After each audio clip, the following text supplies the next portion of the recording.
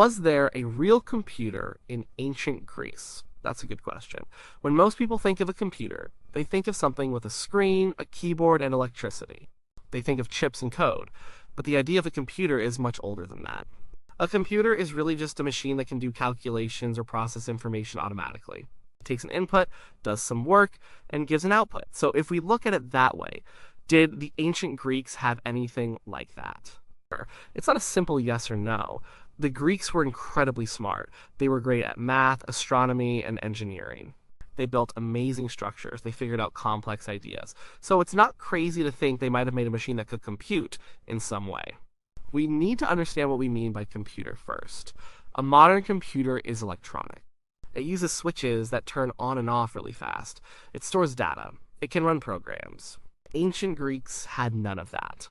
They didn't have electricity. They didn't have advanced materials like silicon. But they did have gears, they had levers, they had a deep understanding of geometry and mechanics. They also had a huge need for certain kinds of calculations. They wanted to know when the sun would rise. They wanted to predict moon cycles, they wanted to track the stars. These were important for farming, for religious festivals, and for navigation. So, they had the brains, the basic tools, and the reasons to build something complex. The ancient world was full of clever people. Different civilizations made amazing things. The Egyptians built pyramids, the Romans built roads and aqueducts, but the Greeks often went beyond just practical building. They thought deeply about how the universe worked. They tried to find patterns, they looked for mathematical rules in everything. This way of thinking was perfect for inventing something like a calculating machine. They were interested in models of the cosmos and mapping the movements of planets and stars. This quest for understanding the heavens pushed them to invent tools that could help. So, when we ask about an ancient Greek computer, we are looking for a mechanical device. It would be something that takes an input, like a turn of a crank, and then through a series of gears and levers displays information or performs a calculation. It wouldn't be able to write an email or play a game, but it might be able to tell you when the next eclipse would happen. They might show you where the planets would be in the sky. That kind of machine would be very advanced for its time. It would be a testament to their genius. It would be a real computer by an older definition. The story of finding out if they had one is fascinating. It shows how much we can still learn from history. And it reminds us that human cleverness isn't new. It has always been there, pushing the boundaries of what's possible. Let's start by getting clear on what we're even talking about. When someone says computer, most people picture a laptop or a smartphone. They imagine screens, wires, and flashing lights. But that's a very modern idea. The word computer actually just means something that computes. It calculates, it processes information. It can be a person who does sums by hand, or it can be a machine that does those sums for you. So, for ancient Greece, we're not looking for anything electronic. That technology was thousands of years away. We're looking for something mechanical, something made of bronze, wood, or stone. It would be a device that could perform a task automatically or with little human effort beyond setting it up. Think of it like a very fancy clock, but instead of just telling time, it might tell you about the stars. The ancient Greeks were super smart. Everyone knows about their philosophers like Plato and Aristotle. But they were also incredible engineers and mathematicians. Euclid wrote books on geometry that are still used today. Archimedes was a genius with levers and screws. He supposedly built war machines that could lift Roman ships out of the water. He also figured out how to calculate things like the area of a circle in very clever ways. These people had the minds to think about complex systems. They understood gears. They understood how to transfer motion. They knew how to make things move in a predictable way.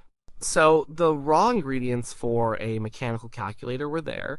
They had the brain power and the basic mechanical knowledge. What would such a device be used for? Well, the ancient Greeks were obsessed with the sky. Astronomy was a huge deal. They wanted to know when seasons would change. They wanted to predict eclipses. They needed to set their calendars for religious festivals and for planting crops. Navigating ships relied on knowing the positions of stars. All of these things require a lot of calculation. Doing these calculations by hand was hard and took a lot of time. It was also easy to make mistakes. So, if you could build a machine that did some of these calculations for you, it would be a huge help. It would be like having a super smart assistant. It wouldn't think for itself. It wouldn't create new information. But it would take what you knew about how the sky worked and then, based on its mechanical design, show you what would happen next. That's a kind of computation. It's a way of automating a complex task. It's important to remember that these ancient computers would be very specialized.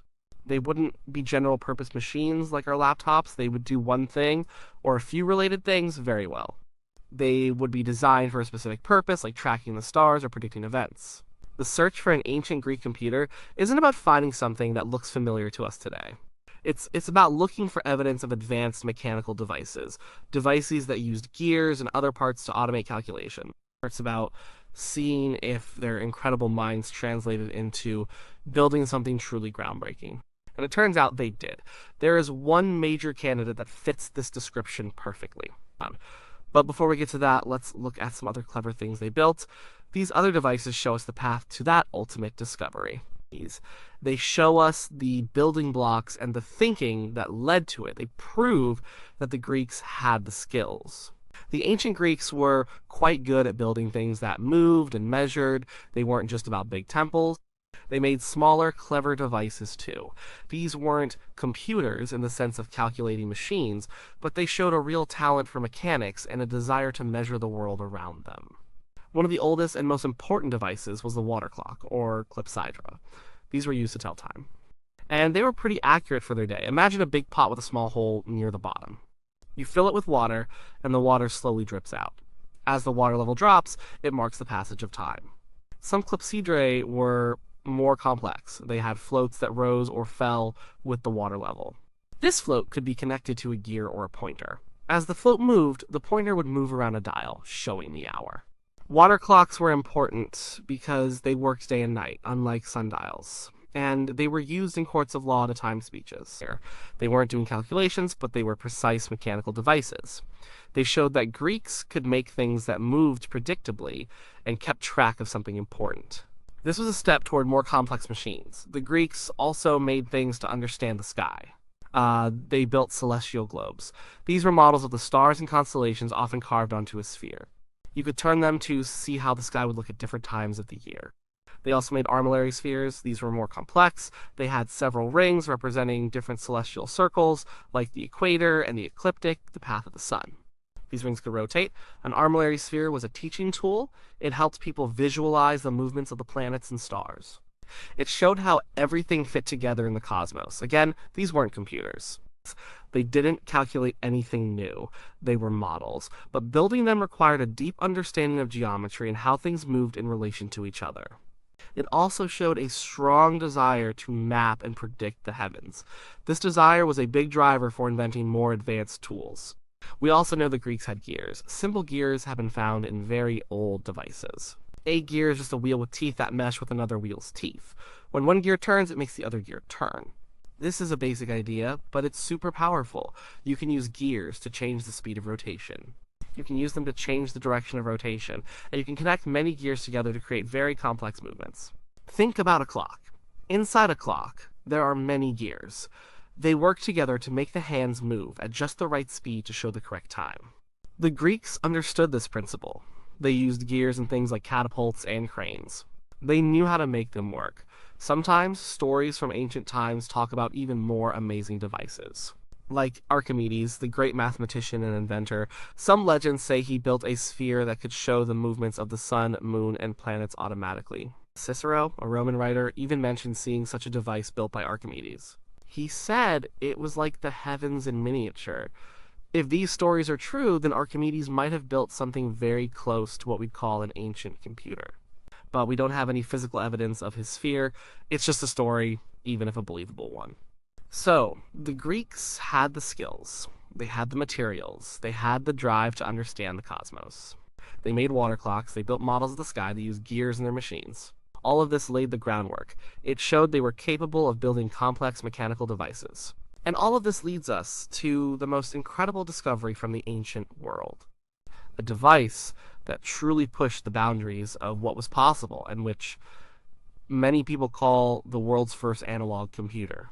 Okay, so we've talked about what a computer might mean in ancient times, and we've seen that the Greeks had the smarts and the basic tools. Now, let's talk about the real deal, the Antikythera mechanism. This is the closest thing to an ancient Greek computer we have ever found. And it is absolutely mind-blowing. The story starts in 1901. A group of sponge divers were off the coast of a Greek island called Antikythera. They found a shipwreck full of statues and other treasures. This wreck was from around 60 BC. Among the artifacts, they found a strange, corroded lump of bronze. It looked like a rock. Nobody knew what it was for a long time. It sat in a museum for decades, just an oddity. But then, researchers started looking at it more closely. X-rays and other modern scanning techniques showed something incredible inside that lumpy bronze. Gears, lots of gears, dozens of them, all meshing together in a very complex way. It wasn't just a simple clock. It was far, far more intricate. After years of study, piecing together fragments, and rebuilding models, scientists figured out what the Antikythera mechanism was. It was an astronomical calculator. It was a mechanical device designed to predict the positions of the sun, moon, and planets. It could track the calendar, predict eclipses, and even tell you when the Olympic Games would happen. Think about that. This was made over 2,000 years ago. It had around 30 bronze gears. Some of these gears were very small. Some were arranged in a way called differential gearing. That's a super advanced concept. It's hard to make even with modern tools. This mechanism used it to combine different motions. For example, it could add the motion of the sun and subtract the motion of the moon to show the phase of the moon. How did it work? Imagine a crank on the side. You would turn the crank. As you turned it, all the gears inside would start moving. And on the outside, there were dials. One dial showed the date, another showed the position of the sun and moon against the stars. Another had pointers for the planets: Mercury, Venus, Mars, Jupiter, Saturn, the ones visible to the naked eye. There was even a dial that predicted when solar and lunar eclipses would occur. It did this by showing the timing of the Saros cycle, a pattern of eclipses that repeats every 18 years. There was also a small dial for the Olympic Games. This was important because the Greeks organized their years around these big events. The device essentially modeled the cosmos. You set it to a particular date, and it would show you where everything was in the sky. And if you cranked it forward, it would show you future positions and events. It was taking mathematical knowledge about the movements of the heavens and turning it into a mechanical display. It was literally computing. The level of precision and craftsmanship needed to build this thing was enormous. The gears had teeth that were cut very accurately. The whole device was housed in a wooden case with instruction manuals written on it. It was like a sophisticated clockwork computer. Who built it? We don't know for sure.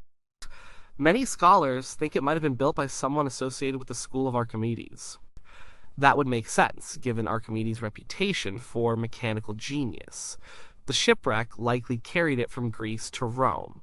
What happened to this amazing technology? That's a big mystery. The Antikythera mechanism is unique. We haven't found anything else like it from that period. It seems like the knowledge or the skill to build such complex machines might have been lost. Or maybe other similar devices were made, but they just haven't been found yet. Bronze corrodes over time, so it's possible many were just eaten away by the sea or by dirt. The Antikythera mechanism completely changed what we thought ancient Greeks were capable of. It proved they had a level of mechanical and astronomical understanding that wasn't seen again for over 1,000 years. It wasn't electronic, but it definitely computed. It was a real physical computer from ancient Greece. And it was incredibly advanced for its time. It stands as a monument to human ingenuity, showing that even without modern technology, brilliant minds can create truly astonishing things. The Antikythera mechanism is the star of the show. It's the only direct physical evidence we have of an ancient Greek computer. But it's worth looking at other things the Greeks did. These show their mechanical skill and their way of thinking. They hint at what else might have been possible. Take Hero of Alexandria, for example. He lived a few centuries after the Antikythera mechanism was likely built. Hero was an inventor and mathematician. He wrote books describing all sorts of clever machines. These included steam-powered engines like his Aeolipile, which was a spinning ball powered by steam. He made automatic temple doors. He designed autonomous self-operating figures like mechanical birds that could sing or figures that poured wine. These weren't computers, they didn't calculate anything, but they show incredible mechanical ingenuity. Hero used levers, pulleys, gears, and hydraulics. He understood how to make things move automatically based on simple physical principles.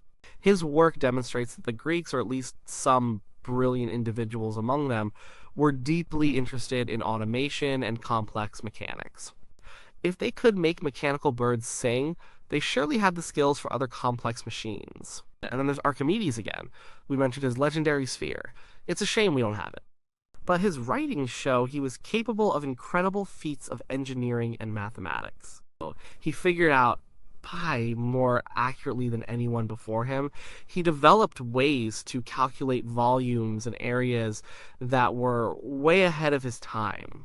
His thinking was systematic. He broke down problems into steps. This kind of logical, step-by-step thinking is the basis of any computation, whether by a person or a machine. Beyond physical machines, we can also think about computers in a more abstract way. The ancient Greeks were masters of logic. Aristotle, for instance, created a system of logic called syllogistic logic. This was a way of reasoning. It was a formal system for drawing conclusions from premises. If A equals B and B equals C, then A equals C. This isn't a machine, but it's a program for thought. It's a method for processing information in a structured way to reach a correct outcome.